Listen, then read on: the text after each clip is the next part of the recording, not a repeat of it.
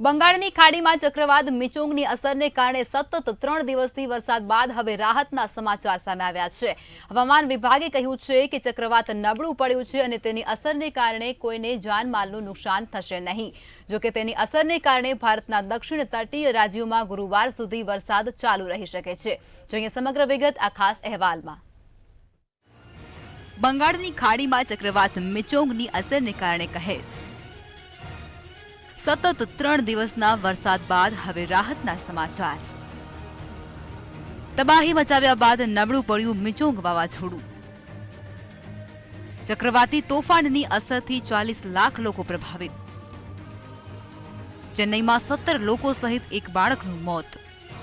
હવામાન વિભાગે આ અંગે અપડેટ આપી અને કહ્યું છે કે ચક્રવાતી વાવાઝોડું મિચોંગ મધ્ય તટીય આંધ્રપ્રદેશ પર ડીપ ડિપ્રેશનમાં નબળું પડી ગયું છે। બાપરડલાના ઉત્તર પશ્ચિમમાં લગભગ 100 કિલોમીટર અને ખમમથી 50 કિલોમીટર દક્ષિણ પૂર્વમાં આ સ્થિત થયું છે। આગામી 6 કલાકમાં તે ડિપ્રેશનમાં નબળું પડી શકે છે અને ત્યારબાદ 6 કલાક દરમિયાન ખૂબ જ નબળું પડી જશે। ચક્રવાતની અસર અને સતત ભારે વરસાદને કારણે ચેન્નઈમાં 17 લોકોના મોત નીપજ્યા છે, જ્યારે તિરુપતિમાં એક બાળકે જીવ ગુમાવ્યો છે। ચક્રવાતી વાવાઝોડું મંગળવારે બાપટલા નજીક આંધ્રપ્રદેશના દરિયાકાંઠે ઓળંગી ગયું હતું, જેનાથી મોટું નુકસાન પણ થયું હતું। અધિકારીઓએ જણાવ્યું છે કે વાવાઝોડાથી 770 કિલોમીટરના રસ્તાને નુકસાન પહોંચ્યું છે।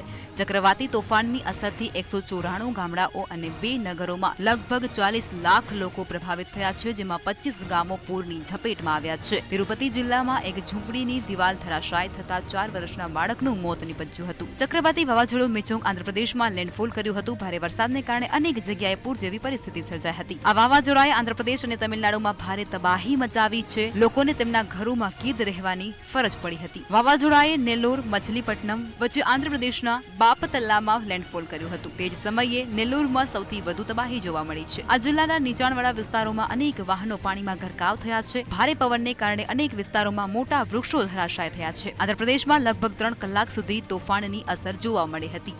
બ્યુરો રિપોર્ટ, મંતવ્ય ન્યૂઝ।